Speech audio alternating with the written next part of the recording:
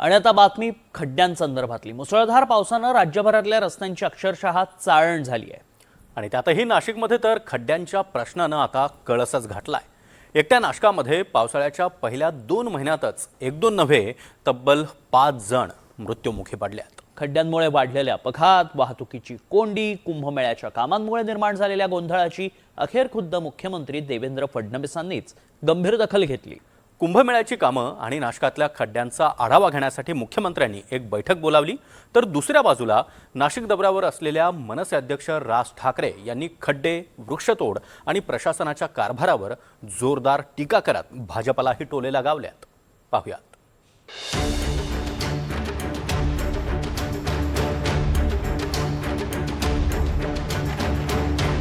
पावसाळा सुरू झाला की रस्त्यावरील खड्ड्यांचा प्रश्न नेहमीच चर्चेत येतो, पण यंदा मात्र नाशिकमध्ये परिस्थिती अधिकच गंभीर आहे। कुंभमेळ्याच्या विविध कामांसाठी सुरू असलेली खोदकामं, त्यातच सततचा पाऊस आणि अपूर्ण दुरुस्ती यामुळे शहरातील अनेक रस्ते खड्डेमय झाले आहेत। त्यामुळे नागरिकांना दररोज वाहतूक कोंडी, अपघात आणि प्रवासाच्या त्रासाला सामोरं जावं लागतंय। त्यातच या खड्ड्यांमध्ये पडून नाशिककरांचे जीवही जाऊ लागले आहेत।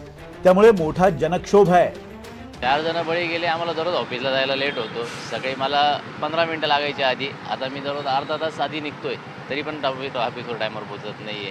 या सगळ्या गोष्टीकडे लक्ष दिलं गेलं पाहिजे। सगळ्या गोष्टी टायमावर झाल्या पाहिजे। आता 6 महिने झाले काम चालू करून। लवकरात लवकर खड्डे दुरुस्त करावं, कारण बऱ्याचशा ठिकाणी पाणी साचल्यामुळे खड्डे दिसत नाही, ॲक्सिडेंट बरेच होत आहे।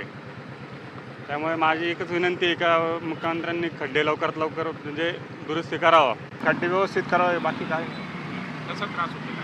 त्रास काय, खड्ड्यातून गेल्यानंतर पडतो मला, दुसरं काय, लहान मुलांचं शाळेत येणं जाणं वगैरे सगळं अवघड झालेलं आहे। नाशिकला तर सगळ्या प्रकारे त्रास आहे। एकही रस्ता असा नाही आहे की तिथं खड्डे नाही आहे। त्याच्यामुळे नाशिकचे आमचे घरातले माणसं मरत आहेत। रोज ॲक्सिडेंटमध्ये इतके लोक गेलेले आहेत की एक घरातला एक व्यक्ती गेल्यावर त्या परिवारावर काय बीतते हे मुख्यमंत्र्यांनी समजायला पाहिजे। खड्डे तर एवढे झालेले आहे नाशिकचे, आमच्या गाड्या तर झाल्याच खराब, पण आमचे कंबरसुद्धा जाम झाले। असं म्हणजे गाड्या चालवायला अक्षरशः कंटाळा येतो, एवढे जाम झालेले। म्हणजे रस्ते सगळे फोडेले अख्खे नाशिकमधले, कान्याकोपऱ्यामधले। त्रास तर खूप होतो आहे। खवाटे कामातून गेले, कंबर कामातून गेले, पॅसेंजरला त्रास होतो। गाड्या चालवताना अपघात होऊ राहिले खूप। आता 5-6 जण वारले, तर लक्ष दिलं पाहिजे मुख्यमंत्र्यांनी। मंदिरांचं शहर अशी ओळख असलेल्या नाशकात अनेक मोठी देवस्थानं आहेत। त्यामुळे इथं वर्षभर भाविक आणि पर्यटकांचा राबता असतो। त्यातच यंदा नाशिक कुंभमेळ्यासाठी सज्ज होत आहे। परिणामी शहरात मोठ्या प्रमाणात विकास कामं सुरू आहेत। जागोजागी रस्ते खोदून ठेवले आहेत। त्यामुळे शहरातल्या वाहतूक व्यवस्थेचा अक्षरशः बोजवारा उडालाय। अशातच मनसे अध्यक्ष राज ठाकरे 2 दिवसीय नाशिक दौऱ्यावर आले असता त्यांनीही या परिस्थितीबाबत संताप व्यक्त केला आहे। माणसं मेल्याचं गेल्याचं यांना कुठचे काही सोयीसुद्धा नाही आहे। आणि बस आपली त्या सगळ्या भागातनं म्हणजे त्या सगळ्या कामातनं कमिशन कशी मिळतील हाच फक्त एक सगळ्यात महत्त्वाचा भाग आहे। या कुंभमेळ्यासाठी मला कळले त्याप्रमाणे सगळे काही अनेक कॉन्ट्रॅक्टर्स हे गुजरातमधले आहेत। म्हणजे महाराष्ट्रामध्ये कॉन्ट्रॅक्टर जन्मालाच नाही आले असा भाग आहे। मला वाटतं राज ठाकरे साहेबांचा काहीतरी गैरसमज झालेला आहे। त्याला मी सगळी कामाची यादी देतो। आता जवळपास शहरामध्येच 1,500 कोटीची कामं सुरू आहेत, त्यातले ठेकेदार त्यांनी सांगावेत। आउटर रिंग रोड सुरू आहे, त्याचे ठेकेदार ठरलेले आहेत, ते सुद्धा मी त्यांची यादी त्यांना देतो, त्यांनी ती बघावी। घाटाचे कामं चाललेले आहेत, सर्व कामांची यादी मी त्यांना देतो। ज्या प्रकारे निवडणुका हाताळल्या जात आहेत त्याही खूप फ्रॉड पद्धतीनेच हाताळल्या जात आहेत। हे लोकांनाही कळले, लोकांनाही माहिती आहेत ह्यांना मतदान कशा प्रकारचं होतं आहे। नाशिकमध्ये एवढ्या मोठ्या प्रमाणावरती झाडं तोडली जात आहेत, त्याच्यावरती एवढी आंदोलनं झाली, काही नाही, प्रशासन डिंब। आणि ते सगळं चालू असताना देखील ज्यावेळेला निवडणुका झाल्यानंतर परत जर समजा भाजपचं लोकांना निवडून देत असतील, भोगा, अजून काय बोलू शकतो मी। रस्त्यांची कामंही सुरू आहेत आणि म्हणून मग अर्धा रस्ता सुरू आहे, अर्धा रस्ता बंद करण्यात आला आहे, कारण तिथे काम सुरू आहे आणि म्हणून त्या ठिकाणी रस्ते पडलेले ही वस्तुस्थिती आहे।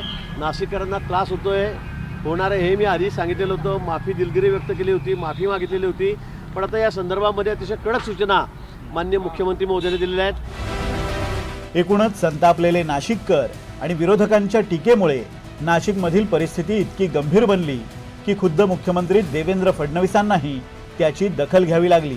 नाशिक महानगरपालिकेचे अधिकारी आणि पदाधिकाऱ्यांना मुंबईला बोलावून घेत मुख्यमंत्र्यांनी त्यांची चांगलीच कानउघाडणी केली आहे. मुख्यमंत्री म्हणाले की लोकांना कारणं सांगू नका, त्यांना समाधान काढून द्या. असं रिलॅक्स राहून चालणार नाही. खड्डे बुजवण्याची ज्यांच्यावर जबाबदारी आहे त्यांच्यावर दंड लावा, त्यांचं पुढचं काम थांबवा. सर्व विभागांनी आपली जबाबदारी ओळखा. अधिकाऱ्यांनी सुद्धा चेंबरमध्ये बसून न राहता लोकांशी संवाद साधा. महाकुंभ तोंडावर आहे, त्यामुळे अधिक गांभीर्यानं काम करा. आणि इतका खर्च करून मोठी कामं होत असतानाही जर लोक रोष व्यक्त करत असतील तर आपण कुठे चुकतो आहोत याचं आत्मपरीक्षण करा. अशा शब्दात फडणवीसांनी अधिकाऱ्यांना समज दिली आहे. याशिवाय पुढच्या महिन्यात पुन्हा बैठक घेईन तेव्हा आपल्याला गुणात्मक सुधारणा दिसली पाहिजे असंही फडणवीसांनी बजावलंय. तथापि मी पुन्हा एकदा सांगतो, एकतर गुजरातचे दिले वगैरे सपशेल खोटं आहे, पण काही असू शकतात. आपल्याकडे देशामध्ये आणि कुठल्याही राज्यामध्ये कंत्राटं देताना त्या व्यक्तीची जात पाहता येत नाही, त्याची भाषा पाहता येत नाही, त्याचा धर्म पाहता येत नाही, त्याची बिड कॅपॅसिटी किती आहे, त्याचं क्वालिफिकेशन काय आहे, कंपनी बघायची असते, कंपनीच्या मागे कोण आहे हे बघितलं जात नाही. सध्या जेनझीच्या आंदोलनानंतर केंद्र सरकार आणि भाजपनं सावधगिरीचं धोरण अंगीकारलंय. सरकार विरोधात रोष निर्माण होऊ नये याची दक्षता घेतली जाते. मोदी सरकारचा तोच कित्ता राज्य सरकारलाही गिरवावा लागेल. अन्यथा विद्यार्थ्यांच्या आंदोलनाकडे सुरुवातीला दुर्लक्ष करण्याची जी किंमत केंद्र सरकारला मोजावी लागली त्याचीच पुनरावृत्ती खड्ड्यांच्या मुद्द्यावरून राज्यात झाल्यास आश्चर्य वाटायला नको. नाशिकहून प्रांजल कुलकर्णीसह सागर कुलकर्णी, NDTV मराठी, मुंबई.